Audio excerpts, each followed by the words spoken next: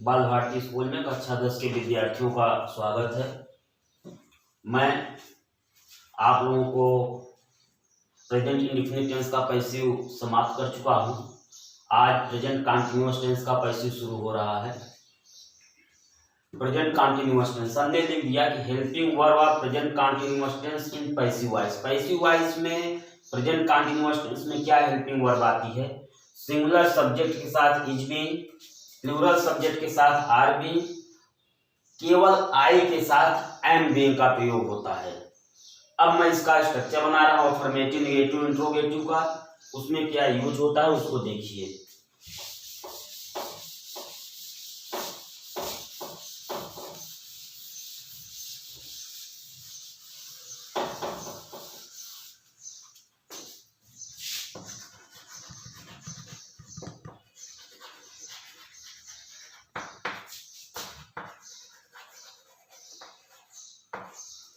Affirmative sentence, active voice का structure देखिए।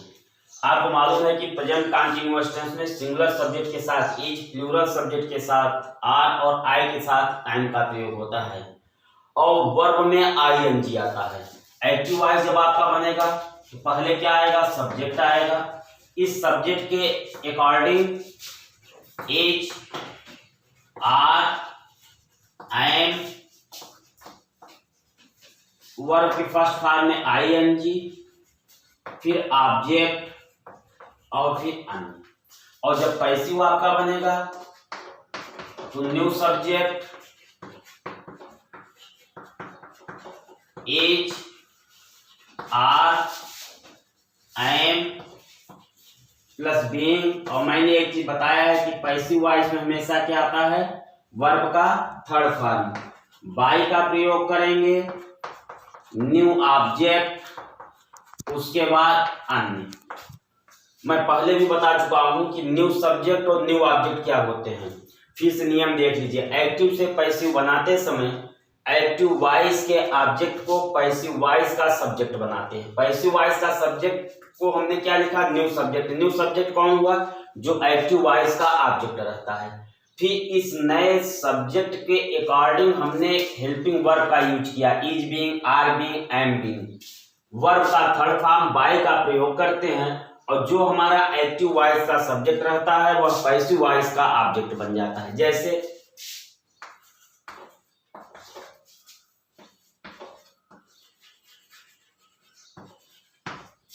मधु is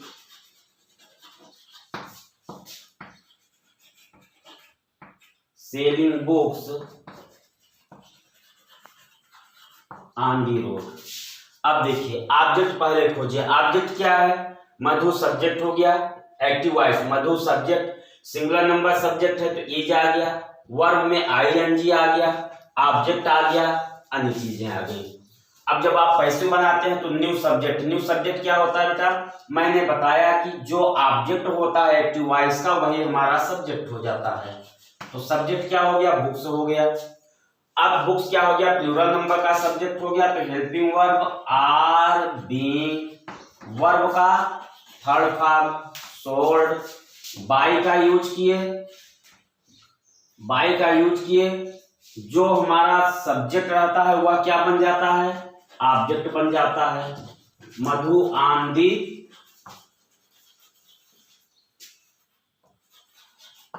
road. Second number,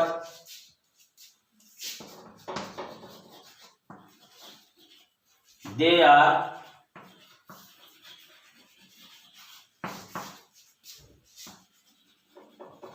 beating him in the class। क्या बना? he is being, him मैं कल लिखाया था active voice in subject, passive voice in object.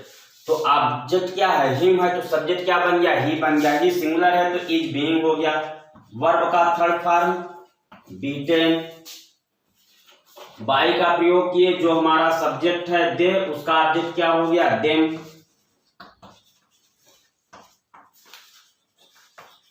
In the class. तीसरा देखिए,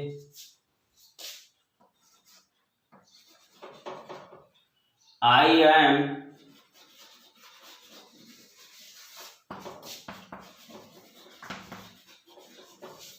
रीडिंग दिस बुक। ऑब्जेक्ट क्या बना, दिस बुक, यह आज क्या बन गया, पैसिव वॉइस में सब्जेक्ट बन गया। हेल्पिंग वर्ब इज बीइंग, और रीड का थर्ड फॉर्म क्या होता है, ए। रेड बाई का प्रयोग किए, आई हमारा सब्जेक्ट है, इसका ऑब्जेक्ट क्या हो गया, मी बन गया।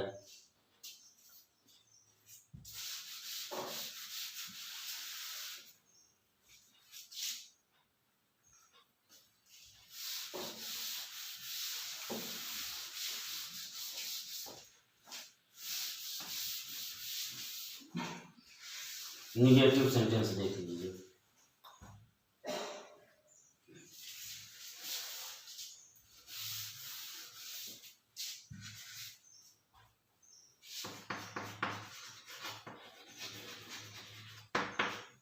निगेटिव में यहां क्या लग जाएगा, नॉट, आईएनजी, ऑब्जेक्ट, फिर अन्य। यहां क्या हो जाएगा, नॉट बीइंग, बाई का प्रयोग किए, न्यू ऑब्जेक्ट, अन्य। जैसे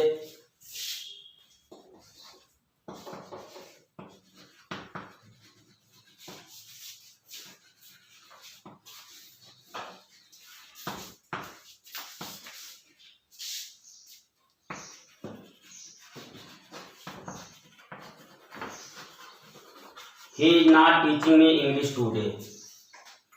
in this sentence दिया is two object, me और इंग्लिश। मी क्या है, इनडायरेक्ट ऑब्जेक्ट है। पहले हम इसी से बनाते हैं। मी ऑब्जेक्ट है तो सब्जेक्ट क्या हो गया, आई। आई के अकॉर्डिंग क्या आता है, एम। निगेटिव है तो not being, I am not being. Verb का थर्ड फॉर्म स्टार्ट, क्या नहीं पढ़ाया जाता आपको, इंग्लिश। बाई का प्रयोग किए, ही का ऑब्जेक्ट क्या हो गया, हिम, टुडे। अगर इंग्लिश से बनाते हैं,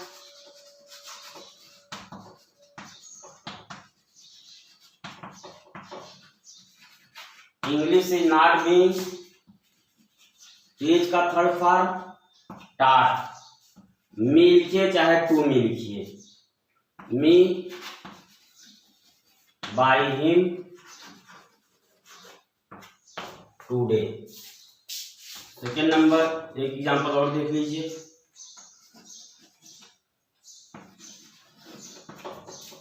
आई एम नॉट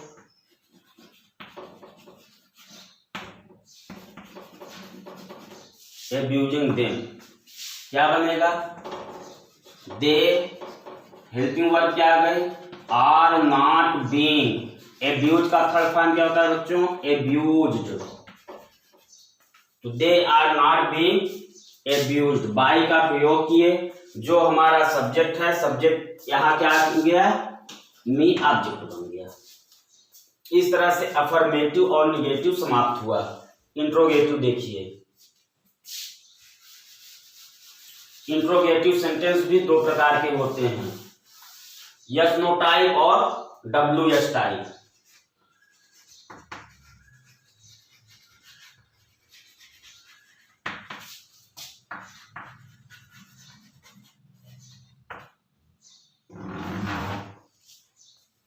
इसका स्ट्रक्चर देख लीजिए। पहले यस नो टाइप में चलते हैं। यस नो टाइप में पहले क्या आ जाएगा,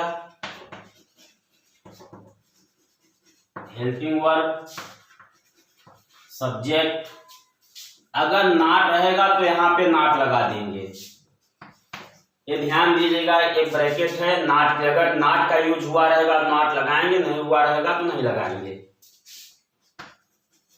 ING, ऑब्जेक्ट, अन्य। जब आप पैसिव बनाएंगे, is, are, am, new subject, not है तो नॉट, बीइंग वर्ब का थर्ड फॉर्म, बाय का प्रयोग, न्यू ऑब्जेक्ट अन्य।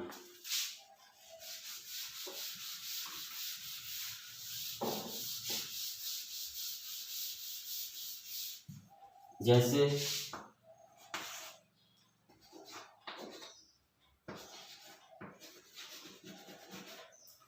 Is Rahul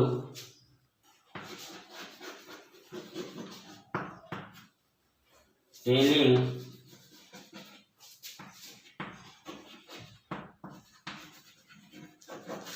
them a nice story today. देखिए डबल ऑब्जेक्ट वाला दिया गया है। Is Rahul telling them a nice story, them हो गया और ए नाइस स्टोरी। सबसे पहले हम देम से बनाते हैं। देम से बनाएंगे तो आर आ जाएगा। क्यों? क्योंकि यह प्लूरल नाउन का क्या बन गया? सब्जेक्ट बन गया। आर दे, नॉट है नहीं, अगर नॉट होता तो हम यहाँ पे नॉट का यूज करते, नहीं तब फिर क्या होगा? Being. Are they being verb का third form, told. Are they being told क्या सुनाता है? A nice story.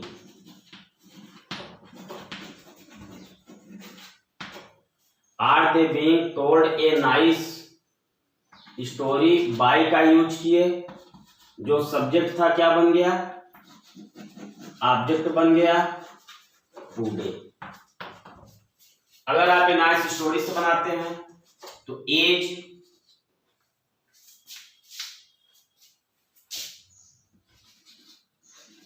Is a nice story, not है नहीं, बीइंग टोल्ड किसे सुनाया जाता है? देम। इसके द्वारा by Rahul today. Question mark जरूर लगाइए। दूसरा देखिए,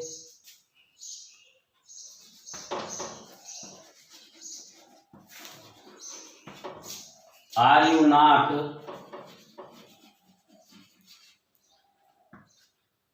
स्टीलिंग